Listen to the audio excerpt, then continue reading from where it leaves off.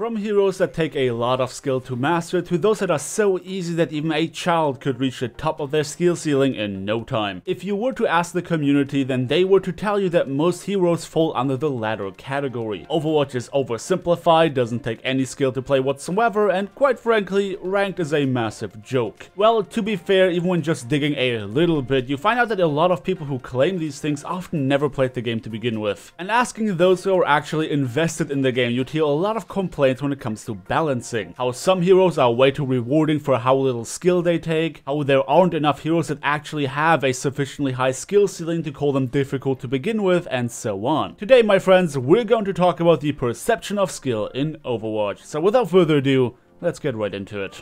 By definition, being skillful simply means that you are good at doing something, showing a level of expertise. With that in mind, we could quickly dismiss the notion that there are heroes that take no skill, given that there are strongly varying levels of performance displayed by a variety of players. Meaning, if a hero truly took absolutely no skill to play, then there wouldn't be anywhere near as much variance in performance going from elo to elo and player to player. Now, what about we break down the different skill sets that are most prominent in Overwatch? Aiming, tracking, predicting, positioning, decision-making, and awareness, also referred to as game sense. Now, what makes Overwatch unique to many other popular shooters is that the balancing of these skill sets feels a little chaotic. Some heroes benefit from better aiming, whereas others really don't. Out of these skill sets, only 3 are universally applicable to every hero, and these include positioning, decision-making, and awareness. However, if we were to be nitpicky, which just for the sake of it, why shouldn't we be? Only a single skill set is directly transferable across the entire hero pool, and that is awareness. The way you position yourself and the way you make your decisions varies even between heroes that share other skill sets. For some people, the rating from easiest to most difficult will be very clear. Heroes that require either good aim or tracking are high up on the list, whereas those who don't are considered easy. For the sake of simplicity, let's split the heroes up according to their required skill sets. Here we got 10 heroes that fall under aiming and tracking, which obviously includes all the hit scan heroes, 12 heroes that fall under predicting, which includes all the projectile-based heroes, and lastly, a set of 3 heroes that don't fit in either of these. Now, there is something that you will notice very quickly, that the label of skillful is not inherent to either aiming nor predicting. Both of these skill sets do have heroes that are considered skillful and not so skillful. Now, what about we highlight heroes that, according to the community, would be granted the label of high skill heroes? Now, this paints a very interesting picture. We see that only 2 heroes in the first bracket fall off, 6 don't make it in the second one, and in our else category, not a single hero has been given the privilege of being called high skill by the community. Obviously, this is only with a small sample size of people whom I could ask for their experience and opinion, but according to online discussions, this roughly seems to be the general consensus. So we can obviously see that there is no direct correlation to a specific skill set and whether or not a hero is considered skillful. That obviously comes down to that skill set not being the only thing that defines the hero. However, it does show that players put a lot of emphasis on aim-reliant heroes, and that primarily DPS characters get a lot of credit for being skillful. But again, this is just according to community perception. I'm not sitting here confirming with my own opinion that I agree with them, because I fundamentally don't. Players' ratings of skillful versus unskillful often comes down to how fair it feels to lose against them, and that has a direct correlation to whether or not a hero can do damage consistently and whether or not that damage is tied to a lot of effort, like for example through the practice of pinpoint accuracy. Let's go through them bulk by bulk. In aiming and tracking, Bastion is not considered skillful because the bulk of his damage comes from his turret form. That form gives him more survivability and a higher damage output. Since his primary job is killing tanks which are big and easy to hit, it comes to nobody's surprise that players consider him unskillful. When it comes to D.Va, as a tank, her primary job is soaking damage, which is done simply by holding right click. Defense Matrix is an ability that is considered very annoying, so that's where a lot of the dislike for her comes from. In the predicting category, Junkrat is considered low skill because a lot of players deem most of the kills he gets to be random due to the bouncy and spammy nature of his projectiles. Orisa is a left clicker with a million bullets that hides behind a shield, Torbjorn's turret does more damage than he does himself, Lucio might as well be an AFK heal bot, and Symmetra's lock-on weapon probably is the cause for her poor reputation. Roadhog used to be considered low skill because of his ability to reliably and effortlessly one-shot, but ever since they changed him, most players shifted from low skill to outright useless when it comes to their opinion on him. And lastly, the category that managed to not get a single hero labeled high skill. skill. Superficially speaking, the general consensus seems to be that these heroes have no reliance on mechanical skills of any sort, which makes them low tier garbage that's easy to play. But if that is the case, then how come we do see players who are bad at playing these heroes? If they were so easy, then everyone should be good at them, right? Well, all of these heroes live and die with the decisions they make. There are heroes that strongly benefit from a lot of experience. They rely entirely on awareness to make decisions that hopefully end up being the right ones. So whereas other heroes in other categories rely on a mix of mechanical skills and general skill sets, those heroes require a high level of every skill that is not considered mechanical. And here is where I am going to make a blatant assumption. I know that there's a lot of hate out there for Mercy mains and that a lot of Reinhardt and Winston mains are called unskillful. I believe that the underlying issue for this dislike is that these heroes have no transferable skills whatsoever. If we look at our aim and tracking category, for example, if you are good at one of these, then odds are that you will be able to play at least some of the other heroes in this category to a certain extent. Now, while that is not entirely accurate for our predicting category, as every projectile behaves inherently differently when it comes to speed alone, due to them using a mechanical skill of some sort, odds are that these players are not completely helpless if they had to swap to something other than their main. When it comes to our friends in the else category, the obvious absence of any mechanical skills that wouldn't be unique to their gameplay makes them prominent targets for accusations of being easy to play, and that further validates the accusation of them not having any skills that are transferable to other heroes, making players who one-trick these characters feel particularly lost when they have to swap. Reinhardt's hammer hitbox catches players that aren't even his field of view anymore. Winston only looks in the general direction of the enemy to zap them, and Mercy is not supposed to fight to begin with. Neither of these heroes are supposed to rack up a massive amount of kills, and as we figured out earlier, those killing focused heroes are exactly the type that the community favors when it comes to giving them credit for being skillful. So when people say it's not like these heroes don't require any skill, but they require different skill sets, then that is exactly accurate. As much as it sounds like a joke, yes, high levels of awareness and positioning are necessary to be considered good on these heroes, making every decision ever the more important with less margin for error in regards to their kits. Every time you leap into the enemy as Winston, you have to make sure you do it at the right time with the right target in mind. Every time you drop your shield or charge as Reinhardt, you need to make sure there's a good reason for doing so. Every time you use revive as Mercy, you need to be able to get as much value out of it as possible. Looking at other heroes, switching targets as Soldier is very simple. If you mess up your target priority, you can fix that very quickly, something Winston cannot do if he messed up his leap. If your Riptire only killed 2 people as Junkrat, then that might as well be enough to secure a team fight. But if Mercy only catches 2 people in her revive and the tempo is not there, then that res is a blatant waste. What I'm trying to illustrate here is that yes, every single hero requires good positioning. You need to be able to make the right decisions on every hero as well. And awareness is something that's important across the board. But all of these things are so much more significant in the case of our 3 else heroes. Okay, yes, the lack of mechanical prowess shows across the ladder, where a lot of Mercy, Reinhardt and Winston players are either terrible or amazing. There is very little in between, as players usually get better on these heroes with their experience alone rather than gradual practice on the mechanical level. But that doesn't mean that these heroes are inherently easy to play. The question of skill floor and skill ceiling remains. How easy are these heroes to pick up? How easy is it to get value out of them? How easy is it to mess up with them? And how much work or time do I have to invest to be actually good at them? Now, I wanted to drive this discussion further, leading into exactly all the things I just hinted at, but I feel like this video would turn out so long that even the few people who might be interested in a niche video like this would get turned off from even clicking on it. So see this as just a general analysis of the different skill sets that will make a player truly skillful in Overwatch. If you do want to see a part 2 of this, in which I take a look at the aforementioned aspects of skill floor and skill ceiling, risk and effort versus reward, and the ramifications that this has on ladder,